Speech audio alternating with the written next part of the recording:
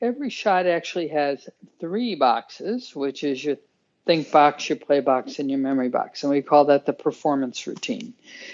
For every shot, there's going to be this area or space, and it's before you step in and address the ball and actually make a swing or stroke.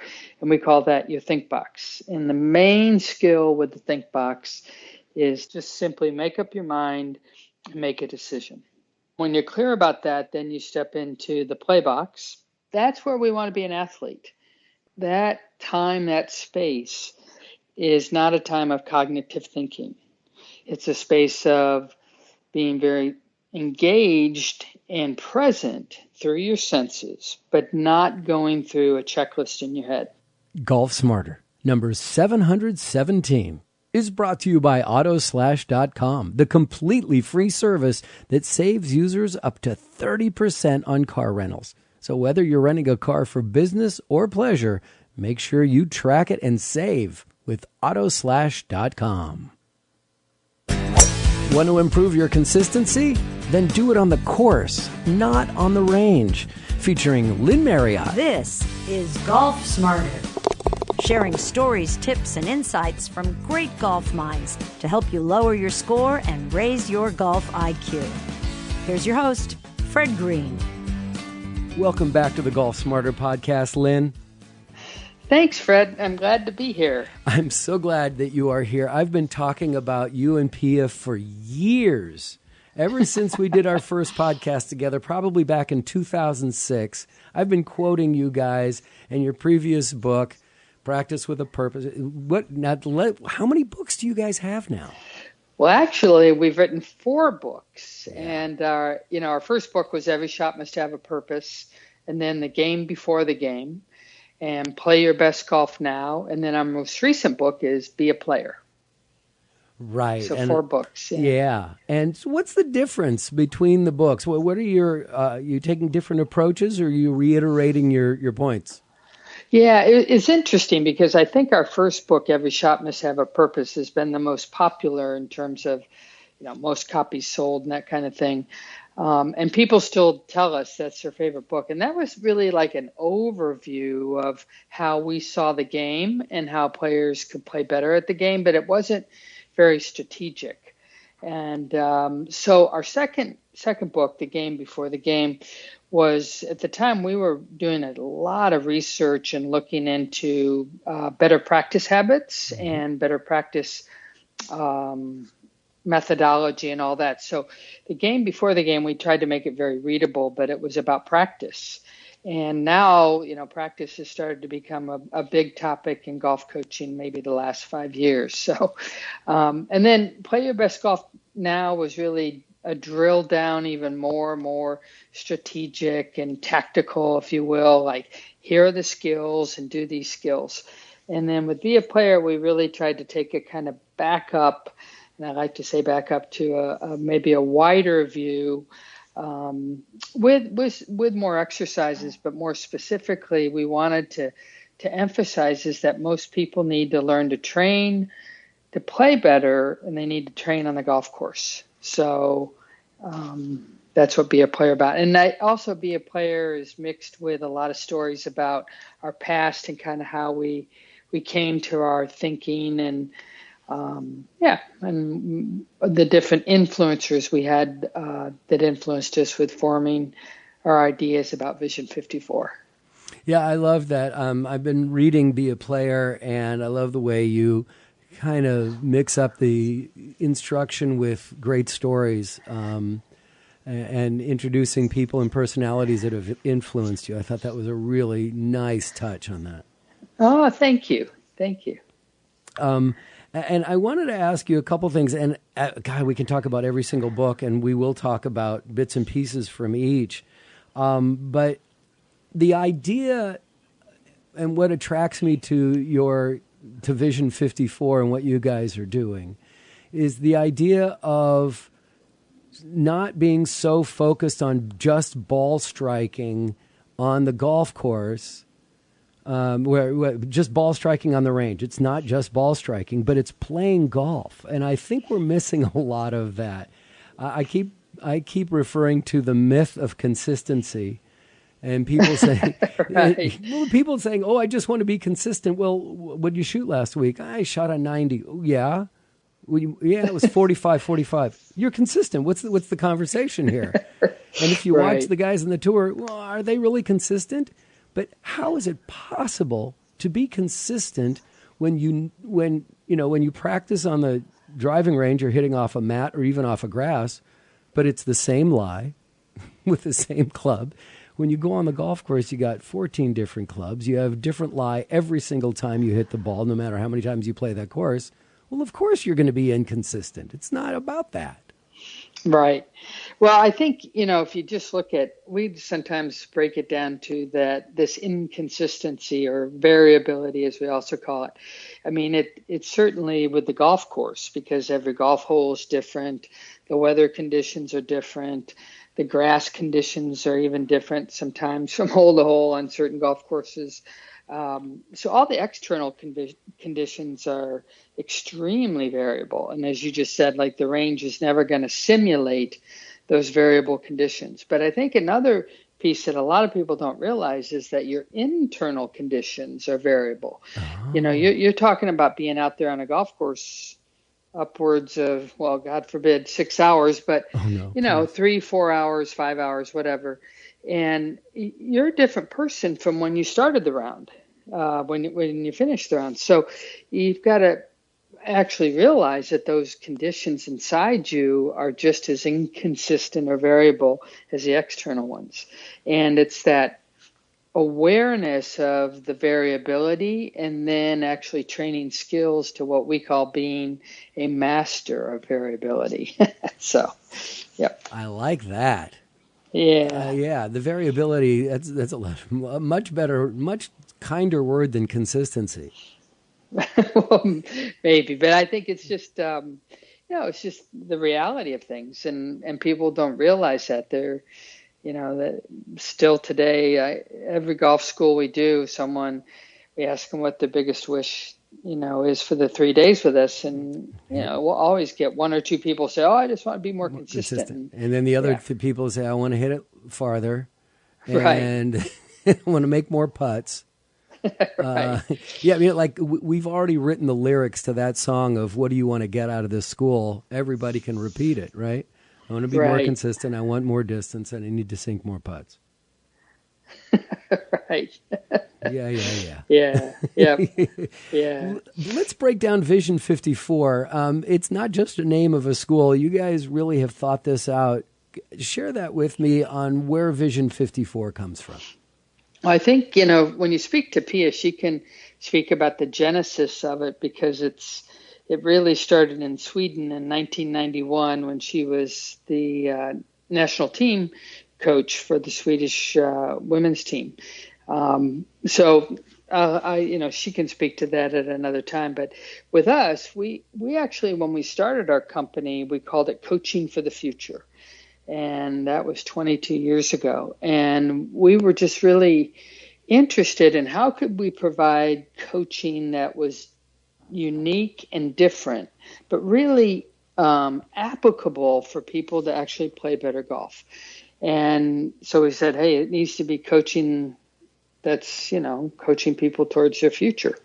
And everywhere we went, everybody said, oh, you guys, especially Pia, you're the Vision 54 people. And we're like, yeah, of course we believe in 54. And 54 is believing that somebody's going to shoot a 54 or lower someday, having 18 birdies or even better. So we eventually changed our name to Vision 54. But, it originally was called Coaching for the Future. Mm-hmm. But I think where a lot of people, they think, oh, yeah, you guys are the 54 and, you believe in 18 birdies and all that. But for us, it really represents a mindset around possibilities. And that every golfer we meet, every player that we meet, is to start looking at the possibilities in their game. Because most golfers have kind of this negativity bias of only looking at what's wrong in their game, and having a mindset also of like just faults and fixes. So Vision 54 is represents a number, but it really more importantly represents for us a mindset of possibilities. I love it. That's got to, you talk about the mindset of possibilities, and Michael Murphy comes to my mind. And Golf in the Kingdom. Right. Yeah. Well, we've spent a considerable amount of time with Michael, and actually he wrote the foreword to our second book, The Game Before the Game. Mm-hmm. And I think it was about 4 years ago, we were up in San Francisco, and we met him in Mill Valley for lunch and had the most awesome lunch and conversation. I am so hurt. You were about 10 miles from my house at that point. Oh, I remember, this is not at that luncheon. It was an earlier time. We were having a conversation with Michael, and we said to him, Michael, do you believe a player is going to shoot 54? He said, oh, it's definitely possible. He's written about human potential more than any other, just about any other person out there. But we said, but, do you think it will happen? And he goes, well, I don't know. And we said, well, what do you think is the number one, obstacle to a player shooting 54? He said, oh, well, that answer is easy. And we're like, well, please share. And he said, distraction. He said, people just can't maintain, or they aren't trained to the focus that it's going to require to do that. And he said they just get distracted. They might get distracted about the future, or they might get distracted about the past, or they might get distracted in all the parts of their swing, But he was very clear that, that to achieve 54 or lower was going to require some very specific training that was more than just about the swing. It's so true, because people want to get better every time they go out, and that just doesn't happen with golf. And to be a consistently strong player, you need to do more than just hit the ball consistently. Well, yeah, we look at it that there's, the game is a very physical game, and there's certain things you need to know and understand about your body. Of course, the game is very technical, and, there's certain things, of course, you need to know technically about how to hit different shots and, course strategy and tactics and all that. But then golf obviously is very mental. We often like to say we've never met a golfer who doesn't have a brain. And that brain's operating for those 3, 4, 5, 6 hours you're out on a golf course. And, there's a thought out there that, or saying that we have 70,000 thoughts a day. Well, if you just break that down to the 4 or 5 hours you're on a golf course, how many thoughts are going through your noggin while you're just out there on the golf course? So learning specific mental skills is part of playing golf. But golf is also emotional, and we're emotional beings. As a human being, we experience a range of emotions when we play a round of golf. And we also say golf is very social, because the way the game is set up, you have to play with other people. And then golf is also very spiritual. And we specifically call that the spirit of the game, and knowing why you play, and what the intrinsic value is for you, uniquely and individually, as to why you want to play the game. So we just look at those as like lines of development, and every golfer, at some point, if they want to get better, needs to address, maybe not in real depth, but at least have some awareness in all different aspects of that. All right, we're going to take a quick time out. We'll be right back. I've got so much more to talk to you about.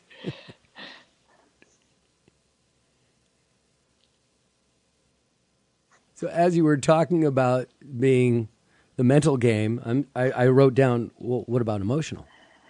And you said, and then there's the emotional aspect, and then the social aspect, and the spiritual aspect. And it's true. It's like we talk about getting a strong mental game, and you're out there for hours, but it's not just thinking. It is, for me, the emotional game gets in the way.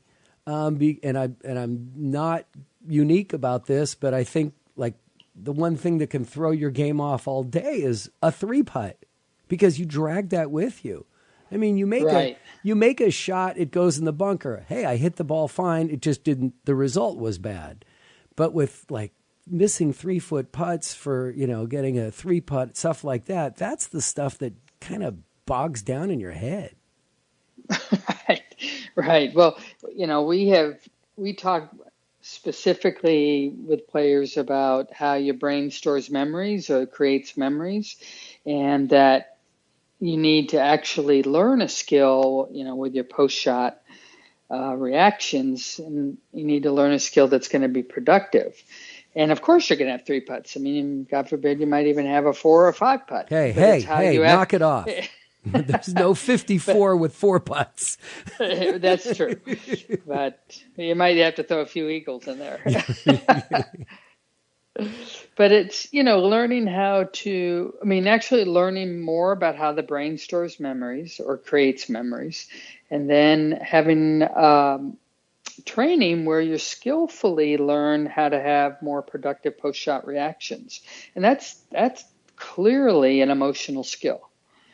Because if left unattended, like your post-shot reactions are always going to go negative based on the brain research that our brains are wired for negativity bias. So, meaning like we often say, like to explain that to the listeners out there, if you hit 3 good drives, so you hit 3 bad drives, or, you can say 3 good putts or 3 bad putts, what are the ones that you remember? Well, you remember the 3 bad drives or the 3 bad putts more than the good ones. Mm-hmm. But that's because the brain is wired at a 3-to-1, they figure a 3-to-1 negativity bias to store negative events in our life stronger, faster, deeper than positive events. And it's wired that way. Our brains are wired that way for survival. But the brain doesn't discern any difference between golf and a fire or a rattlesnake, so it's just going to react to bad golf shots and start to create bad memories. And so those bad memories pop up because that's what the brain is designed to do, is to alert us, danger, danger. And next thing you know, you're standing over a putt because you haven't dealt with that 3 putt from before with very good emotional discipline, and you're all shaky. You're like, why am I shaky? It's just a putt. but your body's reacting as if it's, maybe not fight or flight, but a low version of that. Mm-hmm. And so anyway, it's a very, if you want to enjoy the game more and actually play better, you need to actually learn what we call a good memory box, which is your post-shot reaction. And that's a very, very specific emotional skill to the game. Mm-hmm. It's amazing because earlier I said to you, I've been quoting you guys for years. I have locked into the thought box, shot box. And I hope I'm remembering it correctly from all those years ago when we first had our conversation. But I see it all the time, and I'm sure, of course, you do too, where people just step up to the ball, think about it for a while, and hit it. But they don't get behind the ball to even line it up. They just line it up from above the ball. Please, if you can, walk me through confirm for me that I've got it right with the thought box and the shot box. I like that, thought box and shot box. We call it think box and play box. Okay, think box, play box. I made it up. Yeah. Well, we look at it this way, like every shot actually has 3 boxes, which is your think box, your play box, and your memory box. And we call that the performance routine. But there's for every shot, there's going to be this area or space, and it's before you step in and address the ball and actually make a swing or stroke. And we call that your think box. And the main skill with the think box is deciding on the shot and then being very clear on the feeling or sensory experience you're going to have in your play box, or what you're going to actually experience as you're swinging the golf club. So the think box for us is just simply make up your mind and make a decision. And so when you're clear about that, then you step into the play box, or as you called it, the shot box. And that's where we want to be an athlete. And there's a lot of very interesting performance research on the play box, or the shot box, as you call it, that says that time, that space, is not a time of cognitive thinking. It's a space of being very engaged and present through your senses, but not going through a checklist in your head, like, hand out or club outside the hands, load my right leg, blah blah blah, all that stuff. It's not that. It's actually being very engaged with the target and being very present in your body. And there's very little, what they know, again, when you look at optimal performance here, it's a space where there's very little internal dialogue. So there isn't this, running chatter. And so anyway, that's the play box. So the play box for many is, at first when they learn it, is just sorting all that stuff out of there. Kind of like cleaning it up, purging it out, and moving all that talking to themselves out of the play box and back into the think box, and having all that preparation and all that happen before they ever step into the ball.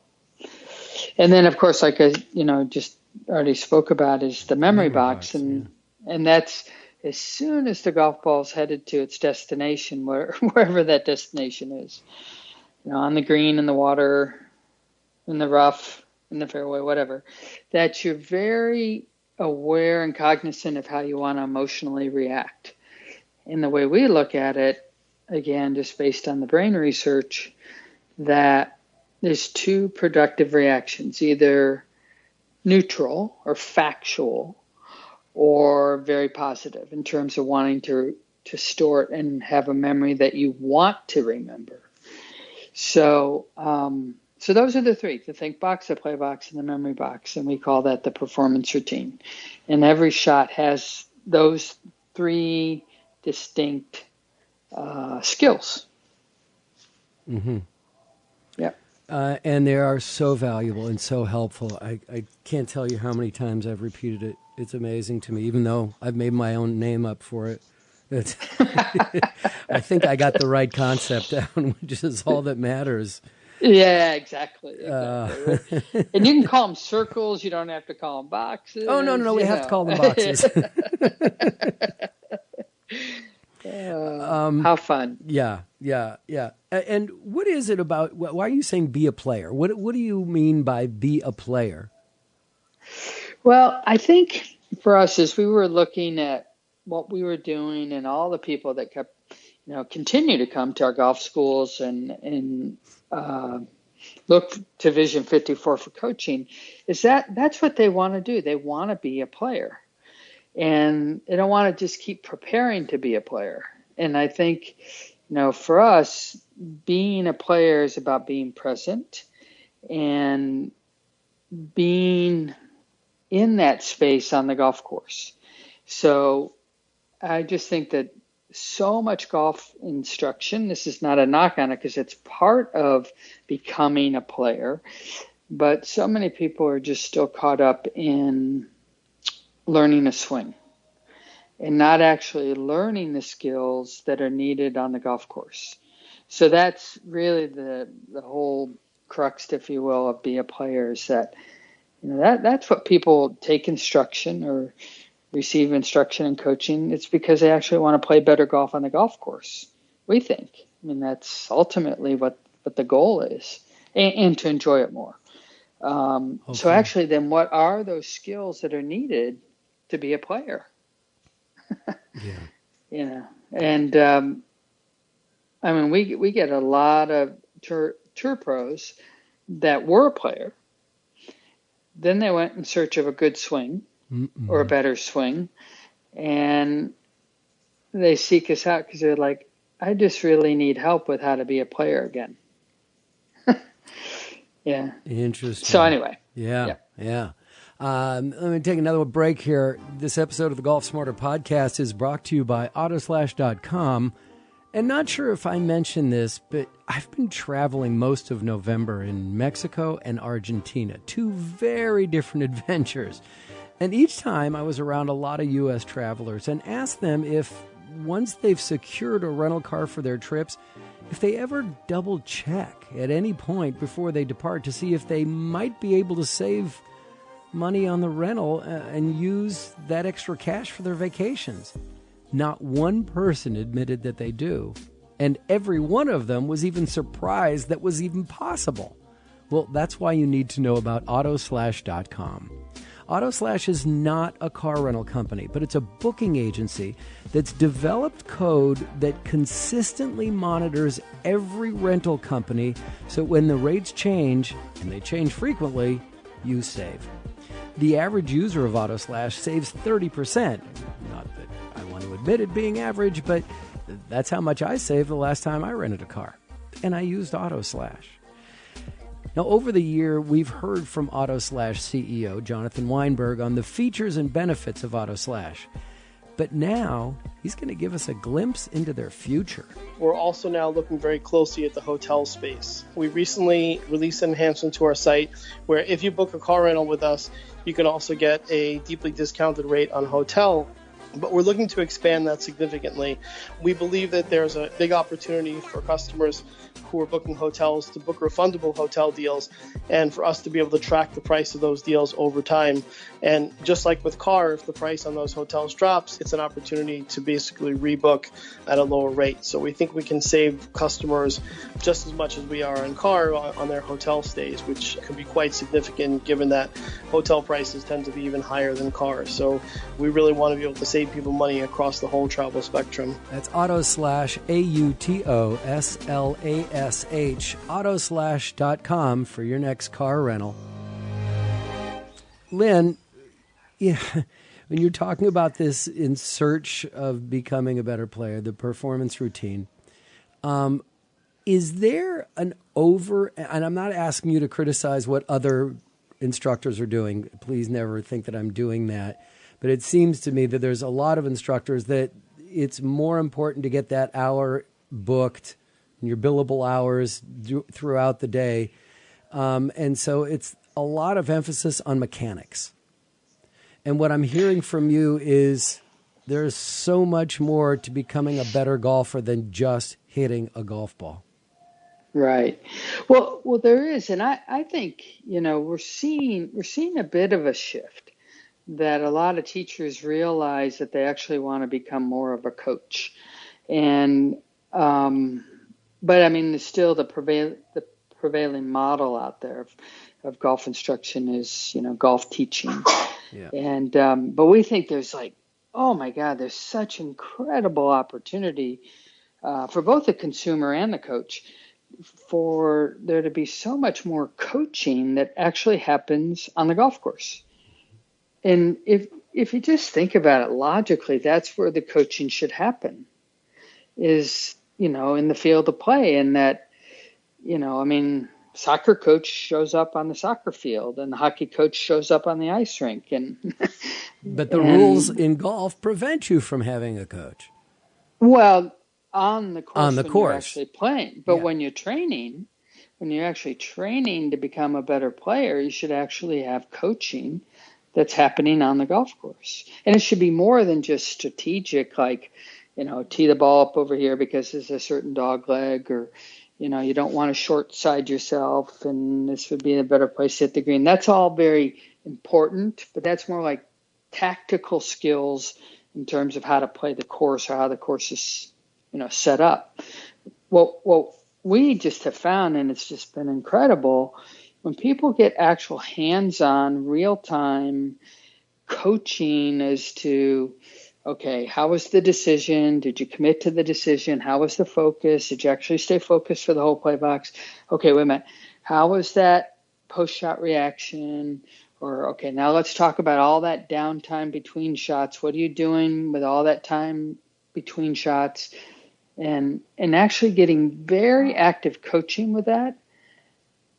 it's amazing. People always are like, why didn't I do this before? I mean, this is really interesting. We had Brad Faxon come for some coaching a couple of years ago, and he goes, you two are so way ahead of your time. He said, all coaching should happen on the golf course. And then we were laughing. We're like, well, yeah, I mean, it's where you play. He goes, yeah. He goes, I think every tournament I've ever played in has been on the golf course. It's just, I mean, anyway, it's a big blind spot for many. Yeah. But it's becoming less of a blind spot. And I think, it'd be interesting to see where, like, our industry, if you will, of golf teachers, where it is in 10 years. Yeah. I think it will move more and more to the field of play, to the golf course. In the hundreds of golf instructors that I've interviewed, so many of the stories are, as I started playing golf as a kid, I was really good. I played in tournaments. I won tournaments. I realized that this is what I wanted to do with my life. They try the tour. They're not that good, but they still want to play golf all the time. So they start teaching. And then once they start teaching, they realize they don't get to play golf anymore. Right. Because the whole goal is to get other people to play and to get out there and just, fill in your time. So they don't get to play as much golf as they want. They kind of seem a little frustrated sometimes that it's just not what they were hoping it would be when they were kids. Yeah, I don't know. But I was just going to tell you, Fred. We do one of our programs is called On Course Only. So it's a 2-day golf school, and it's on the golf course, for both days. And the players all get to warm up on the range before they actually go out on the course. But for 2 whole days, 99% of the instruction or coaching happens on the course. And it's amazing to see what happens to people's golf games in just 2 days of only on-course coaching.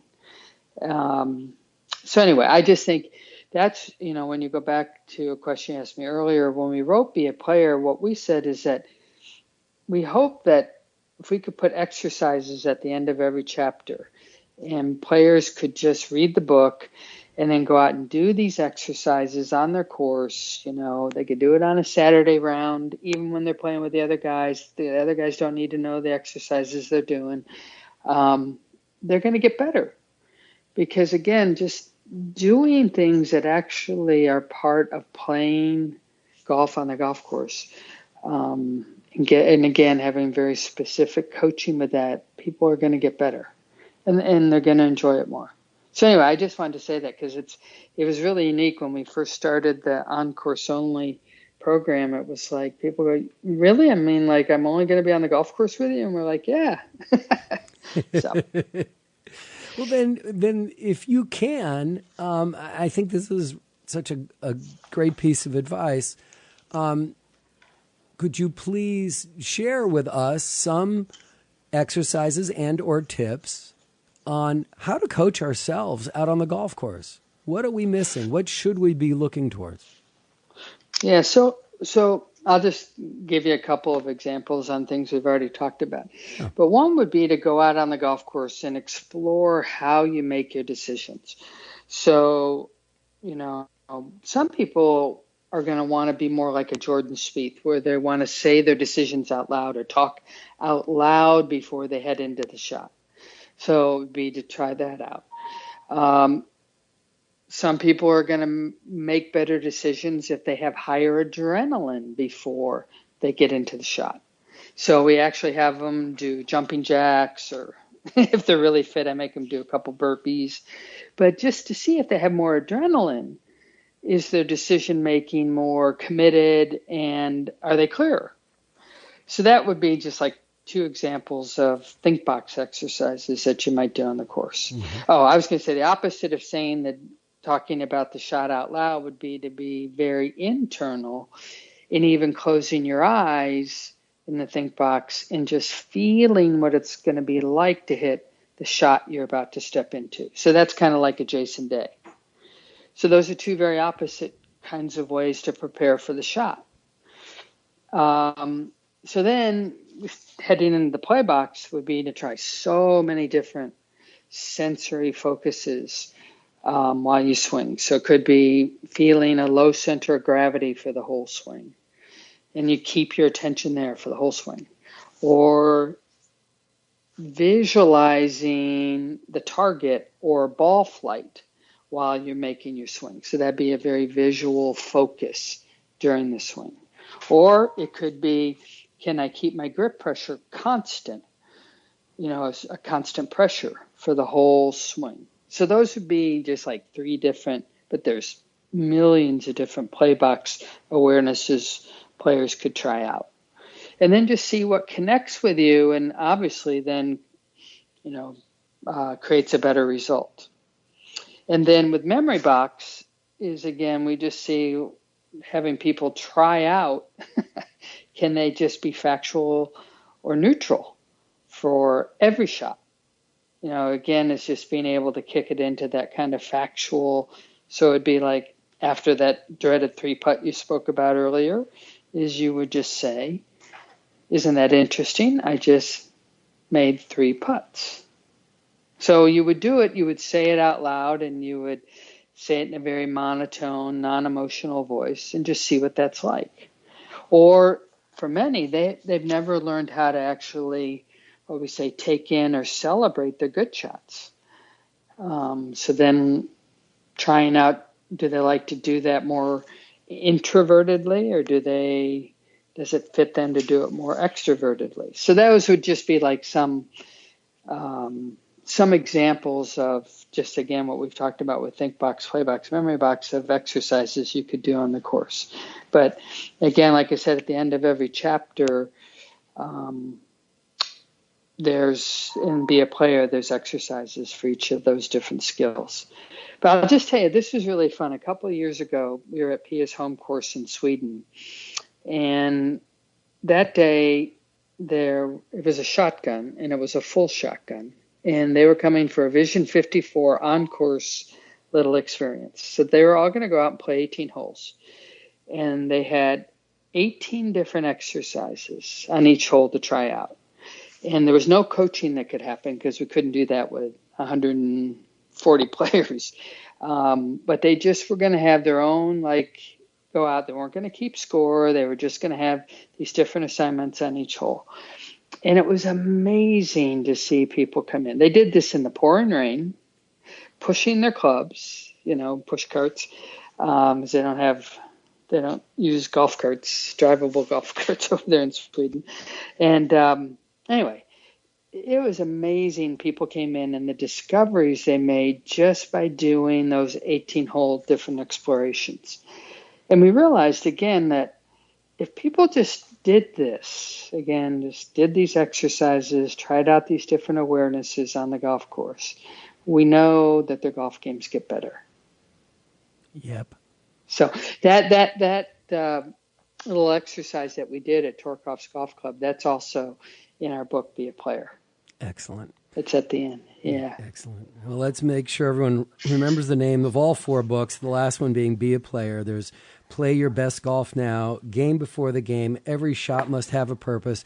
Those titles alone should be enough of an incentive to read these books because they're so helpful to take you away from the mats of the driving range and make you a better golfer on the golf course. That's what I love about it. And, of course, check out Vision54.com and read all about it.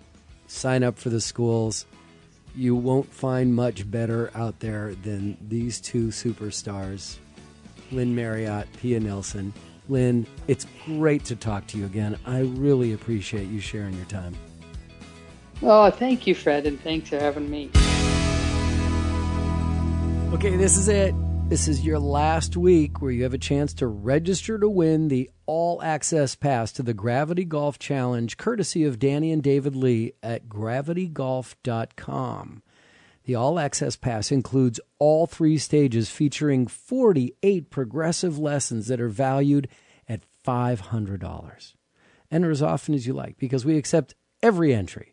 But the deadline to enter is Sunday, December 1, 2019, midnight Pacific time, 3 a.m. Eastern. So don't get too caught up in Thanksgiving before you enter to win. Go to golfsmarter.com. Do it right now and click on the giveaway banner at the top of the homepage and secure a chance to give yourself a phenomenal holiday present to fine-tune your game all winter long. Now, this week on Golf Smarter Mulligans, brought to you by twoguyeswithgolfballs.com and autoslash.com, is the first of 2 episodes with Michael Murphy. Now, Lynn mentioned him earlier in today's conversation. He's the author of probably one of the greatest golf books in history, Golf in the Kingdom. This book was so impactful and has created such a stir that it's actually created a vibrant worldwide organization of golfers that call themselves the Shivas Irons Society. Now, the original interview that we did with Michael was recorded just after a Shivas Irons meeting, and the interview was so long that I've had to cut it down in 2 parts to help you out. That's episode 33 and next week 34 of Golf Smarter Mulligans, a free weekly podcast from the unavailable archives of Golf Smarter. Golf Smarter and Golf Smarter Mulligans are available now wherever you find your favorite podcasts. If you have any questions, comments, or suggestions, or a happy Thanksgiving, click on the Hey Fred button at golfsmarter.com.